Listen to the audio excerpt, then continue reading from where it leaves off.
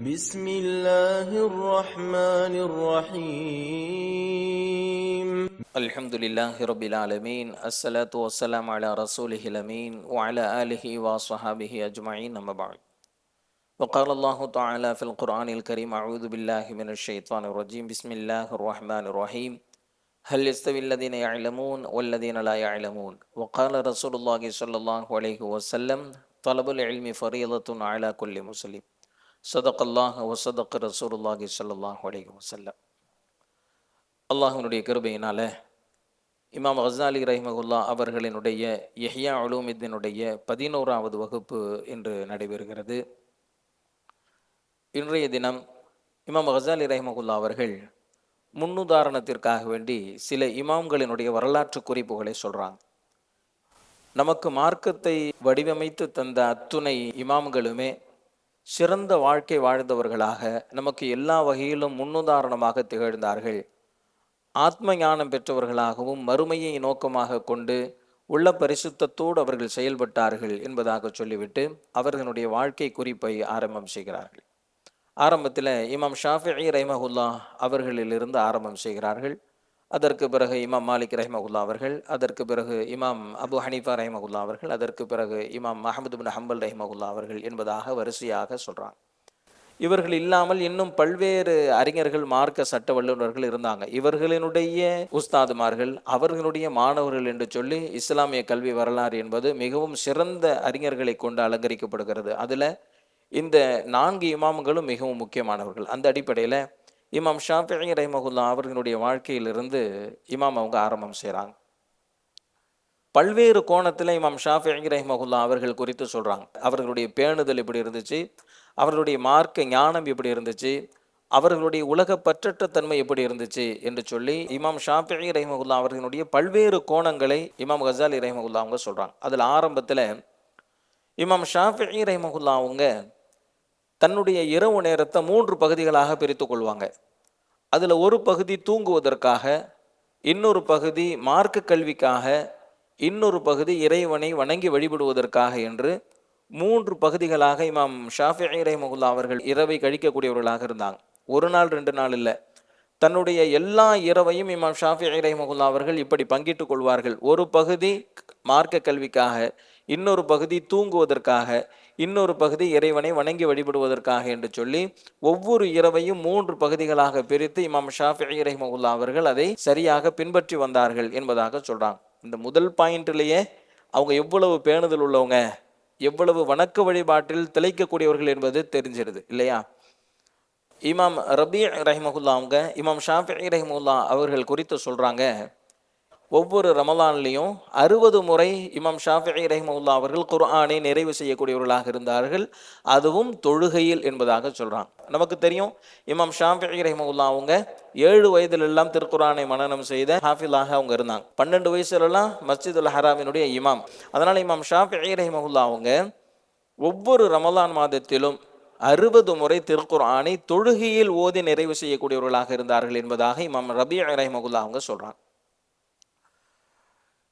இமாம் ஹசன் கராபீசி ரஹிமஹுல்லா அவங்க சொல்றாங்க, நான் இமாம் ஷாஃபிஈ ரஹிமஹுல்லா அவர்களோடு நான் பல இரவுகள் கழித்திருக்கிறேன். அந்த இரவினுடைய 3ல் 1 பகுதி நேரத்தை அவர்கள் இறை வணக்கத்தில் கழித்து கொண்டிருந்தார்கள் என்பதாக சொல்றாங்க. அதாவது இரவினுடைய 3ல் 1 பகுதியை இறை வணக்கத்தில் அவர்கள் கழித்து கொண்டிருந்தார்கள் என்பதாக சொல்றாங்க. இமாம் ஷாஃபிஈ ரஹிமஹுல்லா அவங்களே சொல்லக்கூடிய ஒரு அழகான ஒரு செய்தி, 16 வருஷம் நான் வயிறு நிரம்ப சாப்பிட்டதில்லை. ஏன் அப்படின்னு சொல்லி சொன்னால், உடல் பருமனாகி விடுகிறது, உள்ளம் மந்தமாகி விடுகிறது, தூக்கம் மிகைத்து விடுகிறது, இறை வணக்கத்தில் பலவீனம் ஏற்பட்டு விடுகிறது. எனவே நான் 16 ஆண்டுகள் வயிறு நிரம்ப சாப்பிட்டதில்லை என்பதாக இமாம் ஷாஃபிஈ ரஹிமஹுல்லா அவர்களே சொல்லுகிறார்கள். மேலும் இமாம் ஷாஃபிஈ ரஹிமஹுல்லா அவங்க சொல்றாங்க, உண்மையாளன் என்று நிரூபிப்பதற்கோ அல்லது பொய்யன் என்று நிரூபிப்பதற்கோ எதற்காகவும் நான் அல்லாஹ்வை இழுத்து நான் சத்தியம் செய்ததில்லை என்பதாக இமாம் ஷாஃபிஈ ரஹிமஹுல்லா அவங்க சொல்றாங்க. இமாம் கஸாலி ரஹிமஹுல்லா அவங்க சொல்றாங்க, அல்லாஹ்வின் மீது சத்தியம் செய்வது என்பது அனுமதிக்கப்பட்ட ஒன்றாக இருந்தாலும் தன்னுடைய சொந்த விஷயத்திற்கெல்லாம் அல்லாஹ்வை இழுக்கக்கூடாது என்பதற்காக வேண்டி அல்லாஹ்வின் மீது அவர்கள் வைத்திருந்த கண்ணியத்தின் காரணத்தினால் இமாம் ஷாஃபிஈ ரஹிமஹுல்லா அவர்கள் அல்லாஹ்வின் மீது சத்தியம் செய்யக்கூடிய பழக்கம் இல்லாதவர்களாக இருந்தார்கள் என்பதாக இமாம் கஸ்ஸாலி ரஹிமஹுல்லா அவங்க சொல்றாங்க.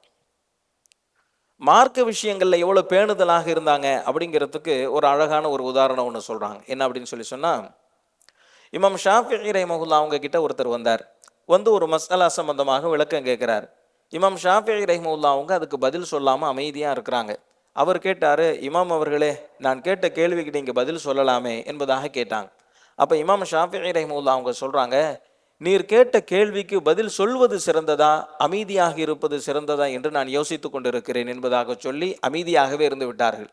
அப்ப கேள்வி கேட்கும்போது இவருக்கு பதில் சொல்றது நல்லதா, பதில் சொல்லாம இருக்கிறது நல்லதா அப்படிங்கிறத தெரிஞ்சுக்கிறது ஒரு மார்க் அறிஞருக்கு கடமை என்பதாக இமாம் கஸ்ஸாலி ரஹிமஹுல்லா அவங்க இந்த செய்திக்கு கீழே சொல்றாங்க. தெரிஞ்சிச்சுங்கிறதுக்காக வேண்டி சொல்லிடலாம் அப்படிங்கிறது இல்லை. இமாம் ஷாஃபி அவங்களுக்கு தெரியாம இருக்குமா அவர் கேட்ட கேள்விக்கு? பதில் தெரிஞ்சாலும் சரி, சொல்றது சரியா இல்லையா அப்படிங்கிறத யோசிச்சு பேசக்கூடியவர்களாக இருந்தார்கள். இது ஒரு மார்க்க அறிஞரிடம் இருக்க வேண்டிய சிறந்த பண்பு என்பதாக இமாம் கஸ்ஸாலி ரஹிமஹுல்லா அவங்க சொல்றாங்க. இமாம் ஷாஃபிஈ ரஹிமஹுல்லா அவங்க தன்னுடைய மாணவர்களோட போய்கிட்டு இருந்தாங்க. அப்போ ரோட்டில் 2 பேரும் சண்டை போட்டுக்கிட்டு இருந்தாங்க. அவர்கள் கடுமையான வார்த்தைகளை, கெட்ட வார்த்தைகளை பயன்படுத்தி கொண்டிருந்தார்கள். அப்போ இமாம் ஷாஃபிஈ ரஹிமஹுல்லா அவங்க தன்னுடைய மாணவர்களை பார்த்து சொன்னாங்க, உங்களுடைய காதுகளை பொத்தி கொள்ளுங்கள், உங்களுடைய காதுகள் தூய்மையாக இருக்கட்டும். பேசக்கூடியவர்கள் எந்த பாவத்தை சம்பாதிக்கிறார்களோ கேட்கக்கூடியவர்களும் அதே பாவத்தை சம்பாதித்து விடுவார்கள் என்பதாக இமாம் ஷாஃபிஈ ரஹிமஹுல்லா அவங்க சொல்றாங்க. இமாம் கஸ்ஸாலி ரஹிமஹுல்லா அவங்க சொல்றாங்க, கேட்கக்கூடியவன் இருப்பதால்தான் பேசக்கூடியவன் பேசுகிறான். எனவே பேசக்கூடியவன் பாவமான வார்த்தைகளை பேசினால் அதை கேட்கக்கூடியவனுக்கும் பங்கு இருக்கிறது. ஏன்? கேட்கக்கூடியவன் இருக்கிறதுனால தானே பேசக்கூடியவன் பேசுறான் அப்படின்னு சொல்லி இமாம் கஸ்ஸாலி ரஹிமஹுல்லா அவங்க சொல்றாங்க. இந்த விஷயத்துல இமாம் ஷாஃபிஈ ரஹிமஹுல்லா அவங்க காட்டின அந்த பேணுதலை சொல்றாங்க. இத்தனைக்கும் இவங்க விரும்பி கேட்கல, ஒரு கெட்ட வார்த்தை பேசப்படுறதை இவங்க விரும்பி கேட்கல. அந்த வழியாக ரோட்ல இவங்க போய்கிட்டு இருக்கிறாங்க, 2 பேர் சண்டை போட்டுக்கிட்டு இருக்கிறாங்க, கடுமையான வார்த்தைகளை பயன்படுத்திக்கிட்டு இருக்கிறாங்க, கடும் சொற்களை அவங்க யூஸ் பண்றாங்க. அந்த நேரத்தில் இமாம் ஷாஃபிஈ ரஹிமஹுல்லா அவங்க சொல்றாங்க, உங்க காதுகளை பொத்திக்கிங்க, உங்களுடைய காதுகள் தூய்மையாக இருக்கட்டும். ஏனென்று சொன்னால் பேசக்கூடியவனுடைய பாவம் கேட்கக்கூடியவனுக்கும் உண்டு என்பதாக இமாம் ஷாஃபிஈ ரஹிமஹுல்லா அவங்களுடைய அந்த பேணுதலை இமாம் கஸ்ஸாலி ரஹிமஹுல்லா அவங்க இங்கே சுட்டி காட்டுறாங்க. இமாம் ஷாஃபிஈ ரஹிமஹுல்லா அவர்களுடைய உலக பற்றற்ற தன்மை குறித்து இமாம் கஸ்ஸாலி ரஹிமஹுல்லா அவங்க சொல்றாங்க. இமாம் ஷாஃபிஈ ரஹிமஹுல்லா அவங்க சொல்றாங்க என்ன அப்படின்னு சொன்னா, உலகத்தினுடைய இன்பங்களை, உலகத்தினுடைய செல்வங்களை விரும்பக்கூடிய ஒருவர் அல்லாஹ்வை நேசிப்பதாக சொன்னால் அவர் பொய் சொல்கிறார் என்பதாக இமாம் ஷாஃபிஈ ரஹிமஹுல்லா அவங்க சொல்றாங்க. காரணம் என்ன அப்படின்னு சொன்னா, உலகத்தினுடைய செல்வங்களின் மீதான அன்பும் இறைவனின் மீதான அன்பும் வெவ்வேறு துருவங்கள் கொண்டவை. எனவே ஒருவனால் இந்த இரண்டையும் ஏக காலத்தில் நேசிக்க முடியாது என்பதாக சொல்றான். நான் உலகத்தையும் விரும்புறேன், அல்லாஹ்வையும் விரும்புறேன் அப்படின்னு சொல்லி ஒரு மனிதனால சொல்ல முடியாது. ஏனென்று சொன்னால் இந்த இரண்டும் எதிரெதிர் துருவங்கள் கொண்டது. அதனால உலக செல்வங்களை, இன்பங்களை நேசிக்கக்கூடிய ஒருவன் அல்லாஹ்வை நேசிப்பதாக கூறினால் நம்பாதீங்க, அவன் போய் சொல்றான். அப்ப அல்லாஹ்வை நேசிக்கக்கூடிய ஒருவன் நிச்சயமாக உலகத்தை விரும்ப மாட்டான் என்பதாக இமாம் ஷாஃபிஈ ரஹிமஹுல்லா அவங்க சொல்றாங்க. உலக இன்பங்களை விரும்பக்கூடிய ஒருவனால் உலக செல்வங்களை தியாகம் செய்ய முடியாது. அல்லாஹ்வை விரும்பக்கூடிய ஒருவனால் உலக செல்வங்களை பாதுகாக்க முடியாது அப்படின்னு சொல்றாங்க. புரியுதா? அதாவது அல்லாஹ்வை நேசிக்கும் ஒருவனால் உலக செல்வங்களை பாதுகாக்க முடியாது, உலக செல்வங்களை விரும்பக்கூடிய ஒருவனால் உலக செல்வங்களை தியாகம் செய்ய முடியாது என்பதாக சொல்றான். அதுக்கு இமாம் கஸ்ஸாலி ரஹிமஹுல்லா அவங்க இமாம் ஷாஃபிஈ ரஹிமஹுல்லா அவங்களுடைய வரலாற்று குறிப்பிலிருந்து சில விஷயங்களை சொல்றாங்க. இமாம் ஹுமைதி அவங்க சொல்றாங்க, நான் இமாம் ஷாஃபிஈ ரஹிமஹுல்லா அவங்களோட ஒரு பயணத்தில் இருந்தேன். இமாம் ஷாஃபிஈ ரஹிமஹுல்லா அவங்க அரசாங்கத்தினுடைய சில அதிகாரிகளோடு யமன் தேசத்துக்கு போனாங்க. யமனில் உள்ள வேலையை முடிச்சுட்டு அங்கிருந்து மக்காவுக்கு வந்தாங்க. மக்காவுக்கு வரும்போது மக்காவுக்கு வெளியே தங்கியிருந்தாங்க. இமாம் ஷாஃபிஈ அவங்க வந்திருக்கிறாங்க அப்படின்னு சொல்லிட்டு பல மக்களும் அவங்கள சந்திக்கிறதுக்கு வந்தாங்க. அந்த பயணத்தில் இமாம் ஷாஃபிஈ ரஹிமஹுல்லா அவங்க 10,000 திர்ஹம் பணம் வச்சுருந்தாங்க. அவங்கள சந்திக்கிறதுக்காக வேண்டிய மக்கள் வந்தாங்க இல்லையா, அவங்களுக்கு எடுத்து கொடுத்து மக்காக்குள்ளே வரும்போது இமாம் ஷாஃபிஈ ரஹிமஹுல்லா அவங்க கிட்ட ஒரு பைசா கூட இல்லை. 10,000 திர்ஹத்தையும் ஒரே நேரத்தில் என்ன செஞ்சுட்டாங்க, இமாம் ஷாஃபிஈ ரஹிமஹுல்லா அவங்க வந்தவங்களுக்கெல்லாம் எடுத்து கொடுத்துட்டாங்க அப்படின்னு சொல்கிறாங்க. இன்னொரு சந்தர்ப்பத்தில் இமாம் ஷாஃபிஈ ரஹிமஹுல்லா அவங்க குளிப்பதற்காக வேண்டி போனாங்க. குளிச்சுட்டு வெளியே வந்தாங்க. அந்த குளியலறையினுடைய காவலர்கள் இருப்பாங்க இல்லையா, அவங்கள்ட்ட தண்டை இருந்த அந்த பண முடிப்பை அப்படியே கொடுத்துட்டு வந்துட்டாங்க. இன்னொரு சந்தர்ப்பத்தில் இமாம் ஷாஃபிஈ ரஹிமஹுல்லா அவங்க குதிரையில் போனாங்க. அவங்களுடைய சாட்டை கீழே விழுந்துருச்சு. அந்த பக்கம் வந்த ஒருத்தர் அந்த சாட்டை எடுத்து கொடுத்தாரு. உடனே இமாம் ஷாஃபிஈ ரஹ்மத்துல்லாஹி அவங்க என்ன செஞ்சாங்கன்னு சொன்னா, ஒரு 50 திர்ஹம் இருந்த அந்த பணத்தை அப்படியே என்ன செஞ்சுட்டாங்க, அந்த எடுத்து கொடுத்தவருக்கு கொடுத்துட்டாங்க அப்படின்னு சொல்லிட்டு இமாம் கஸாலி ரஹ்மத்துல்லாஹி அவங்க சொல்றாங்க, தான தர்மம் செய்யறதுங்கிறது யாருக்கு ஈஸி அப்படின்னு சொன்னா, யார் உலக இன்பங்களை விரும்ப மாட்டாங்களோ அவர்களுக்கு தான தர்மம் செய்யறது ஈஸி. யார் உலகத்தை ரொம்ப விரும்புவாங்களோ அவங்க தான தர்மம் செய்யறது பாரமாயிரும் அப்படின்னு சொல்லி சொல்றாங்க. ஜுஹுத் அப்படிங்கிறதுக்கு துறவரம் அப்படின்னு சொல்லி சொல்லுவாங்க. அதில் இமாம் கஸாலி ரஹ்மத்துல்லாஹி அவங்க சொல்கிறாங்க, பணம் இல்லாமலும் உலகத்தில் வாழ முடியும் என்கின்ற நிலையில் வந்து விட்டாலே அவன் அரை துறவி, அவ்வாறு அவன் நடந்து விட்டால் அவன் முழு துறவி என்பதாக சொல்கிறாங்க. இப்படி பணம் இல்லாமல் வாழ முடியும் அப்படிங்கிற நம்பிக்கை வந்துருச்சுன்னு சொல்லி சொன்னாவே அவன் அரை துறவி, அப்படி நடந்துட்டான் அப்படின்னு சொல்லி சொன்னா முழு துறவி என்பதாக இமாம் கஸாலி ரஹ்மத்துல்லாஹி அவங்க சொல்றாங்க. இது இமாம் ஷாஃபிஈ ரஹ்மத்துல்லாஹி அவர்களினுடைய உலக பற்றற்ற தன்மைக்கு உதாரணம். அவங்க இருக்கிறதெல்லாம் எடுத்து கொடுத்தாங்கல்ல, அதை தான் சுருக்கமாக என்ன சொல்ல வராங்க அப்படின்னு சொல்லி சொன்னா, தான தர்மம் செய்யறது அப்படிங்கிறதே உலகத்தை அவர் நேசிக்கவில்லை என்பதற்கு அடையாளம். உலகத்தை நேசிக்கக்கூடிய ஒருத்தருக்கு தான தர்மம் அப்படிங்கிறது செய்ய முடியாது. அப்போ கஞ்சத்தனத்திலிருந்து உலக ஆசை பிறக்கிறது, தான தர்மத்திலிருந்து உலக பற்றின்மை பிறக்கிறது என்பதாக இமாம் கஸாலி ரஹ்மத்துல்லாஹி அவங்க சொல்றாங்க. இமாம் ஷாஃபிஈ ரஹ்மத்துல்லாஹி அவர்கள் எந்த அளவிற்கு இறையச்சம் உள்ளவர்களாக இருந்தார்கள் அப்படிங்கிறதுக்கு ஒரு நிகழ்ச்சியை சொல்றாங்க. இமாம் அப்துல்லாஹ் இப்னு முஹம்மது சொல்றாங்க, நானும் ஹாரிஸ் இப்னு லபீத் அவங்களும் வணக்க வழிபாடுகள் குறித்தும் உலக பற்றற்ற தன்மை குறித்தும் நாங்கள் பேசி கொண்டிருந்தோம். அப்ப ஹாரிஸ் இப்னு லபீத் என்கிட்ட சொன்னாங்க, நான் இமாம் ஷாஃபிஈ ரஹ்மத்துல்லாஹி அவர்களை போன்று இறை எச்சமிக்கவர்களையும் உலக பற்றற்றவர்களையும் கண்டதில்லை என்பதாக சொன்னாங்க. இப்போ நாங்கள் 2 பேரும் இமாம் ஷாஃபி அவங்கள போய் சந்திக்கலாமே அப்படின்னு சொல்லி முடிவு பண்ணி நாங்கள் 2 பேரும் இமாம் ஷாஃபி அவங்கள சந்திக்கிறதுக்காக வேண்டி போனோம். 3 பேர் உட்காந்து பேசிக்கிட்டு இருந்தோம். அந்த ஹாரிஸ் இப்னு லபீத் இருக்கிறாரே, அவர் ரொம்ப இனிமையாக கிராத் ஓதக்கூடியவராக இருந்தார். அப்போ திருக்குர்ஆனுடைய வசனத்தை அவங்க ஓதிக்கிட்டே வராங்க. அப்படி ஓதிக்கிட்டே வரும்போது ஹாதா யௌமுலா யன்திகூன் வலா யுஅதனு லஹும் ஃபயஅ்ததிரூன் அப்படிங்கிற வசனத்தை ஓதுனாங்க. ஹாதா யௌமுலா யன்திகூன் வலா யுஅதனு லஹும் ஃபயஅ்ததிரூன் அப்படிங்கிற ஆயத்தை ஓதுனாங்க. அவர் தான் காரியாச்சே, ரொம்ப இன்பமாக ஓதுவார்ல, அவர் ஓதுறதை நாங்களாம் ரசிச்சுக்கிட்டு இருக்கிறோம். ஆனால் இமாம் ஷாஃபிஈ ரஹ்மத்துல்லாஹி அவர்கள் அப்படியே நிலை குலைந்து போயிட்டாங்க. அவருடைய முகம் எல்லாம் மாறிவிட்டது, அவர்களுடைய உடல் நடுநடுங்கியது. சிறிது நேரத்தில் அவர்கள் மயக்கமுற்று கீழே விழுந்துட்டாங்க. இமாம் ஷாஃபி அவங்கள நாங்கள் ஆஸ்வாசப்படுத்தி அவங்கள ஏஞ்சி உட்கார வச்சோம். ஏஞ்சி உட்கார வச்ச உடனே அவங்களுடைய வாய் முணுமுணுத்து கொண்டிருந்தது. சில துவாக்களை அவங்களுடைய வாய் சொல்லி கொண்டிருந்தது. அந்த துவாக்களை இங்கே குறிப்பிடுறாங்க. அந்த ஆயத்தினுடைய பொருள் என்ன அப்படிங்கிறத பார்த்துருவோம். அந்த ஆயத்து என்னன்னா, ஹாதா யௌமுலா யன்திகூன் வலா யுஅதனு லஹும் ஃபயஅ்ததிரூன் அப்படின்னு சொல்லி சொன்னால் மறுமை நாள் குறித்த வசனம் அது. ஹாதா யௌமுலா யன்திகூன், இந்த நாள் யாரும் பேச முடியாத நாள். வலா யுஅதனு லஹும் ஃபயஅ்ததிரூன், ஃபயஅ்ததிரூன் அப்படின்னா சாக்குப்போக்கு சொல்றது, காரணம் சொல்றது. அல்லாஹ் நாளை மறுமையில் நமக்கு பேசுறதுக்கு ஒரு சான்ஸ் கொடுத்தான் அப்படின்னு சொல்லி சொன்னால் அவங்களும் என்ன செய்ய ஆரம்பிச்சிருவாங்க, சாக்குப்போக்கு சொல்ல ஆரம்பிச்சிருவாங்க. இதனால தான் இப்படி நடந்துச்சு, அதனால தான் அப்படி நடந்துச்சுன்னு சொல்லி தன்னை நியாயப்படுத்துறதுக்காக வேண்டி அதை இதையும் சொல்ல ஆரம்பிச்சிருவாங்க. அதனால அல்லாஹ் ஜல்ல ஷானஹு தஆலா என்ன பண்ணிடுவான் அப்படின்னு சொல்லி சொன்னால் பேச முடியாமல் ஆக்கிடுவான். நடக்கிறது மட்டும் பாரு நியாயமா இல்லையா அப்படின்னு சொல்லி அல்லாஹ் என்ன செஞ்சிருவான், பேசுறதுக்கு உண்டான சான்ஸ் கொடுக்க மாட்டான்ங்கிறது தான் அந்த ஆயத்தினுடைய பொருள். இந்த பொருளை கேட்ட உடனே இமாம் ஷாஃபிஈ ரஹ்மத்துல்லாஹி அவங்க அப்படியே நில குலைஞ்சு போனாங்க. முகமெல்லாம் மாறிடுச்சு, உடல் நடுங்கியது. சிறிது நேரத்தில் மூர்ச்சியாகி மயக்கம் போட்டு விழுந்துட்டாங்க.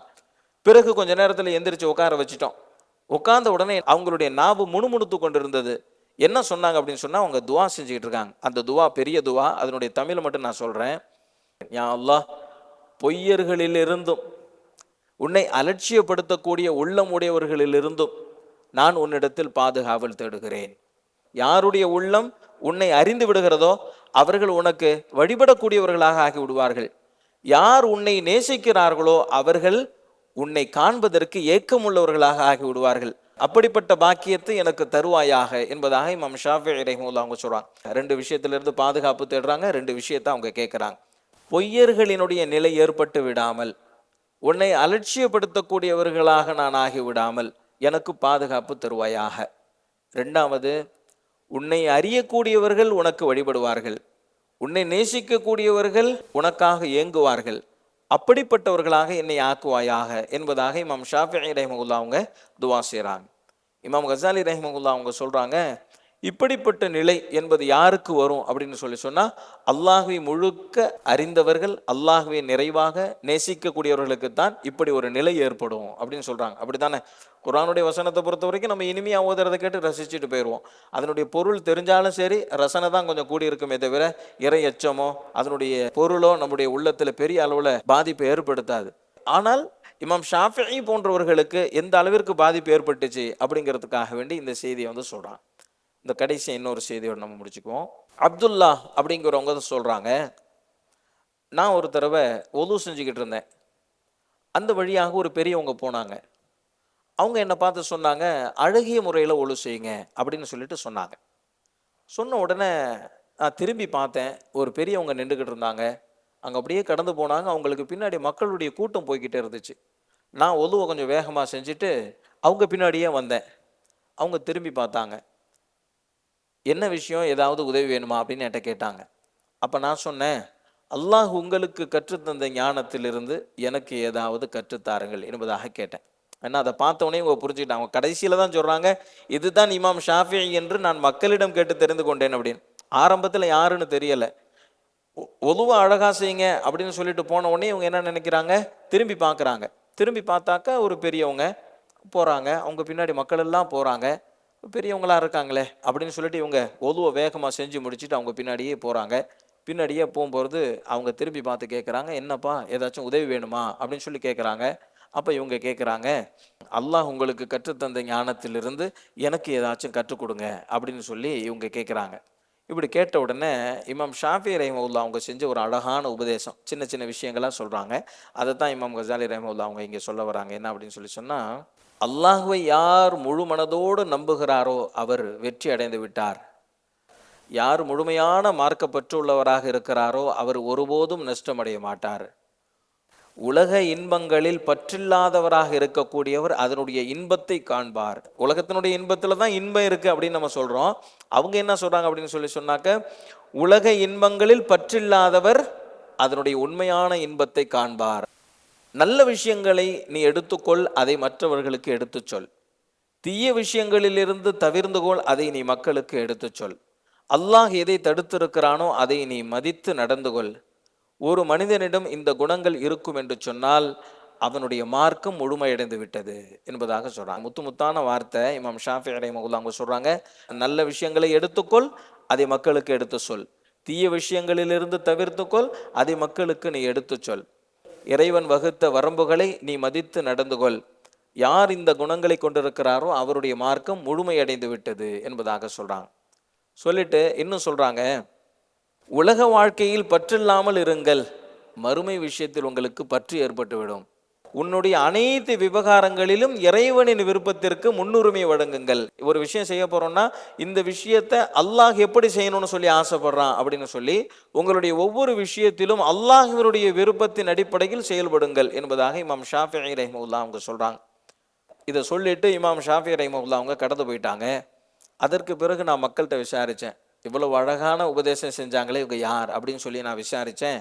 இப்போ மக்கள் சொன்னாங்க, இவங்க தான் இமாம் ஷாஃபிஈ அப்படின்னு சொல்லி சொன்னாங்க அப்படின்னு சொல்லி சொல்கிறாங்க. இப்போ இமாம் ஷாஃபிஈ ரஹிமஹுல்லாஹ் அவங்களுடைய சட்ட விளக்கத்தையும் அவர்களுடைய மார்க்க ஞானத்தையும் தான் அதிகமாக பேசுவோம். அவர்களுடைய இன்னொரு பக்கத்தை இமாம் கசாலி ரஹிமஹுல்லாஹ் அவங்க பேசுகிறாங்க. என்ன இன்னொரு பக்கம் அப்படின்னு சொல்லி சொன்னால், உலகத்தில் பற்று இல்லாமல் நாளை மறுமை விஷயத்துக்கு முக்கியத்துவம் கொடுத்து கிடைக்கிற காசெல்லாம் தான தர்மம் செஞ்சு அவங்களுடைய பயணம் என்பது மறுமையை நோக்கி இருந்தது அப்படிங்கிற அடிப்படையில் இமாம் கசாலி ரஹிமஹுல்லாஹ் அவங்க சொல்கிறாங்க.